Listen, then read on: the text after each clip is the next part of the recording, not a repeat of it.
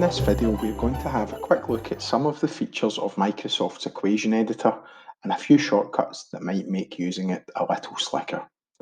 So firstly, to insert an equation, we normally click Insert and Equation.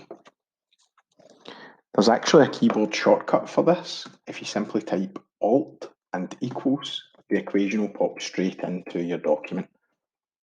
And there are a few other shortcuts that are useful to know to make using the editor a bit quicker and a bit slicker. So one thing you would commonly use is the fraction facility. So let's say we wanted to enter a fraction, we would select the fraction and type in our numerator and our denominator. Again, that can be simplified using keyboard shortcuts. So if we simply type the fraction using the backslash, equation editor knows that we're entering a fraction, and when we click space, it automatically converts it. That can be a real time saver. Another time saver is when using superscripts. For example, if you were doing a power. So normally you'd have to click, select the format you're looking for, and again, there's a lot of mouse clicks involved there. And in the same way, we can just streamline that using keyboard strokes. So what we do is we use the symbol above the 6 key. And again, when we hit space, equation editor knows that what we are doing is entering a power, and it automatically converts it for us. Quite often you'll find yourself using the symbols up the top. And again, it can be a bit of a chore to find the right one. So for example, if I wanted to put a pi in here, I would have to locate that on my list of symbols and then click to put it in.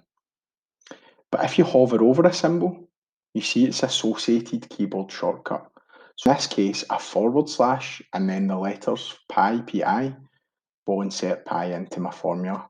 So let's just look at how much slicker it is using those keyboard shortcuts than using the mouse to enter the equation. So Alt and equals pops the equation in for me. Slash for my fraction. I'm going to use the keyboard shortcut for pi, and I'm going to use the power shortcut. And you can see there, I've got 4/3 pi r cubed. I've not had to go to the mouse at all. There's one other little feature that some people don't know about, and it is the inc function. So if I insert an equation, you can see that the option pops up here for an inc equation. And if you've got an iPad or even on your smartboard, you could translate your handwriting into an equation, which can be a real time saver if you're working on things with lots of different syntax. So for example, here, I'm just going to write in the same equation, and you can see that it automatically gets converted. And I just click insert, pops that right in. So just a couple of little tips that if you use equation editor regularly, you'll know would save you a bit of time.